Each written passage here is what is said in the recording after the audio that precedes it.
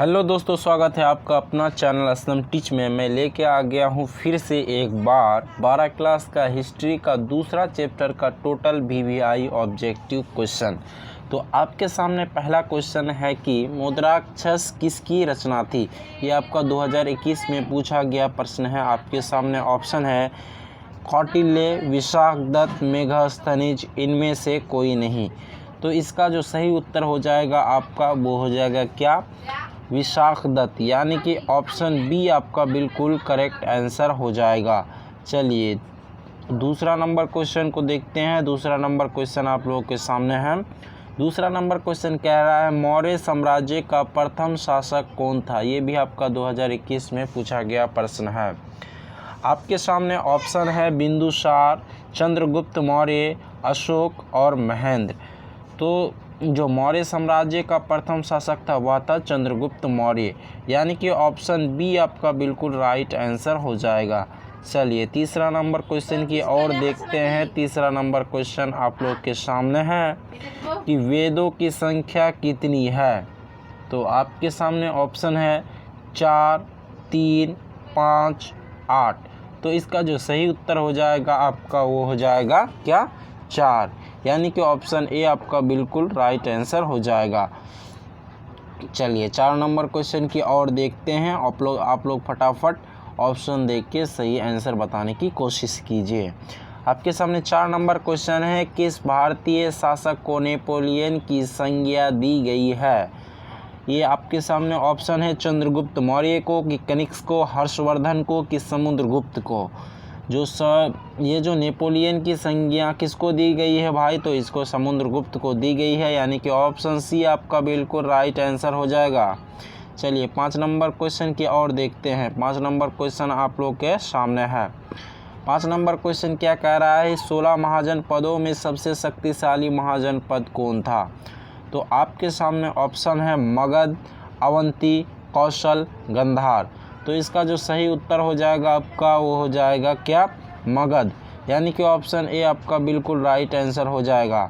चलिए 6 number question की और देखते हैं। 6 नंबर क्वेश्चन आप लोग के सामने है। 6 नंबर क्वेश्चन क्या कर रहा है कि किस शिलालेख में अशोक के कलिन विजय का उल्लेख है। यहाँ पे कलिन होगा।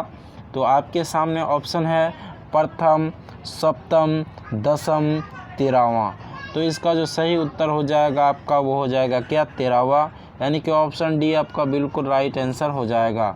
चलिए 7 नंबर क्वेश्चन की ओर देखते हैं। 7 नंबर क्वेश्चन आप लोग के सामने है। 7 नंबर क्वेश्चन क्या कह रहा है कि कनिष्क की राज्यारोहण तिथि है। तो कनिष्क की राज्यारोहण तिथि क्या है, आपके सामने ऑप्शन है। आप लोग कमेंट में फटाफट जवाब देने की कोशिश कीजिए।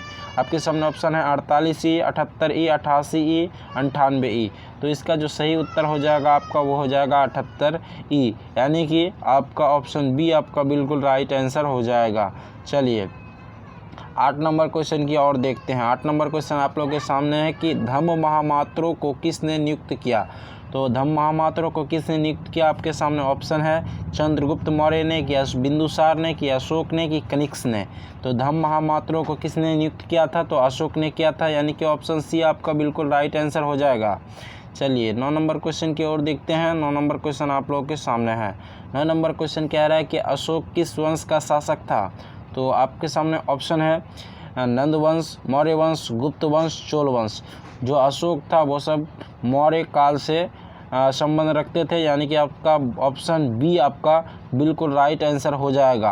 आपका चंद्रगुप्त मौर्य, अशोक, ये सब मौर्य वंश के शासक थे। चलिए 10 नंबर क्वेश्चन की और देखते हैं। 10 नंबर क्वेश्चन थोड़ा सा लॉन्ग है, इसको थोड़ा जूम आउट कर लेता हूँ। चलिए ये जूम हो गया। 10 नंबर क्वेश्चन क्या करा कि भारतीय इतिहास का कौन सा काल स्वर्ण काल के नाम से जाना जाता है। ये भी आपका 2021 में पूछा गया प्रश्न है। आपके सामने ऑप्शन है मौर्य काल, गुप्त काल, मुगल काल, अंग्रेज़ों का काल। तो इसका जो सही उत्तर हो जाएगा आपका वो हो जाएगा गुप्त काल, यानी कि ऑप्शन बी आपका बिल्कुल राइट आंसर हो जाएगा। 11 नंबर क्वेश्चन आप लोग के सामने है कि प्राग प्रसिद्धि की रचना किसने की थी। यह आपका 2010, 2013, 2015, 2016, 2020 में पूछा गया प्रश्न है। आपके सामने ऑप्शन है कालिदास, वनभट्टे, हरिसेन, पतंजलि। तो इसका जो सही उत्तर हो जाएगा आपका वो हो जाएगा हरिसेन, यानी कि ऑप्शन सी आपका बिल्कुल राइट आंसर हो जाएगा। चलिए 12 नंबर क्वेश्चन की ओर देखते हैं। 12 नंबर क्वेश्चन आप लोग के सामने है। 12 नंबर क्वेश्चन क्या कह रहा है कि मौर्यकालीन टकसाल का प्रधान कौन था। ये आपका 2011 में पूछा गया प्रश्न है। तो आपके सामने ऑप्शन है कोषाध्यक्ष,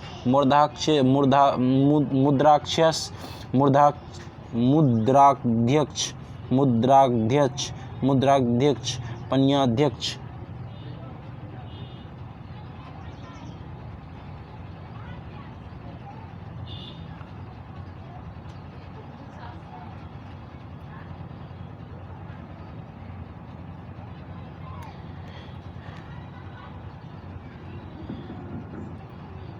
11 नंबर आपके सामने है कि प्राग प्रसूति की रचना किसने की थी। तो आपके सामने ऑप्शन है कालिदास, वनभट्टे, हरिसेन, पतंजलि। तो इसका जो सही उत्तर हो जाएगा आपका वो हो जाएगा क्या, हरिसेन, यानी कि ऑप्शन सी आपका बिल्कुल करेक्ट आंसर हो जाएगा। चलिए 12 नंबर क्वेश्चन की ओर देखते हैं। 12 नंबर क्वेश्चन आप लोग के सामने है।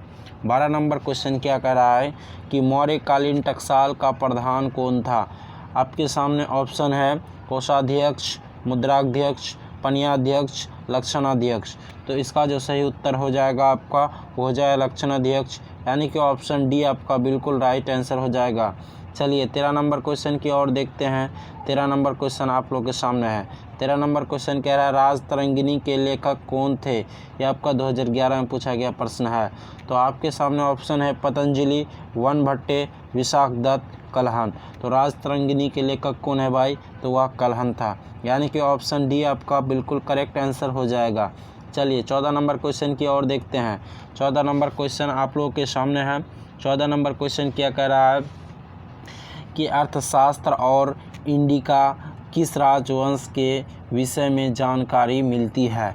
तो आपके सामने ऑप्शन है कि मौर्य वंश की मिलती है, कि कुषाण वंश की, कि सातवाहन वंश की, कि गुप्त वंश की।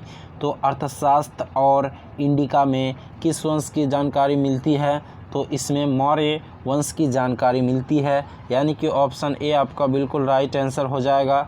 चलिए 15 नंबर क्वेश्चन की ओर देखते हैं। 15 नंबर क्वेश्चन आप लोग के सामने है। आप लोग कमेंट में फटाफट जवाब दीजिए और सही उत्तर को बताइए। चलिए 15 नंबर क्वेश्चन को देखते हैं कि अर्थशास्त्र की रचना कब हुई थी।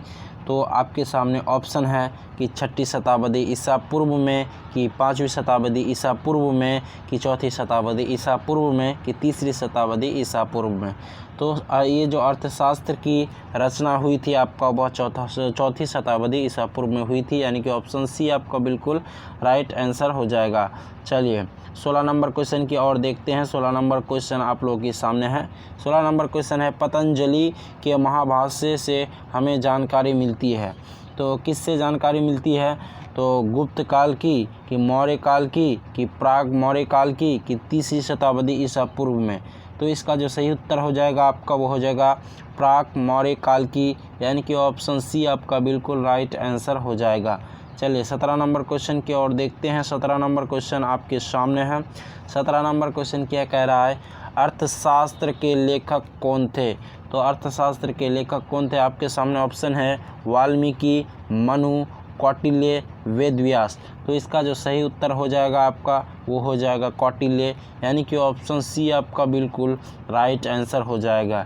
चलिए 18 नंबर क्वेश्चन की ओर देखते हैं। 18 नंबर क्वेश्चन आपके सामने है कि बिंबिसार का संबंध किस वंश से है। तो आपके सामने ऑप्शन है हर्यक से, गुप्त से, मौर्य से, इनमें से कोई नहीं। तो बिंबिसार का जो संबंध था वो आपका किससे था, तो वह गुप्त हर्यक वंश से था, यानी कि ऑप्शन ए आपका बिल्कुल सही आंसर हो जाएगा। चलिए 19 नंबर क्वेश्चन की ओर देखते हैं। 19 नंबर क्वेश्चन आपके सामने है कि वज्जी को सामाजिक ग्रंथों में कहा गया है। तो क्या कहा गया है, आपके सामने ऑप्शन है, आप लोग फटाफट जवाब दीजिए। गणसंघ, कि गणतंत्र, कि राजतंत्र, कि इनमें सभी। तो इसका जो सही उत्तर हो जाएगा आपका वो हो जाएगा गणसंघ। वज्जी को सामाजिक ग्रंथों में गणसंघ कहा गया है, यानी कि ऑप्शन ए आपका फाइनली सही उत्तर हो जाएगा। चलिए 20 नंबर क्वेश्चन की ओर देखते हैं। 20 नंबर क्वेश्चन आपके सामने है कि जनपद शब्द का शाब्दिक अर्थ है। तो जनपद शब्द का शाब्दिक अर्थ क्या है?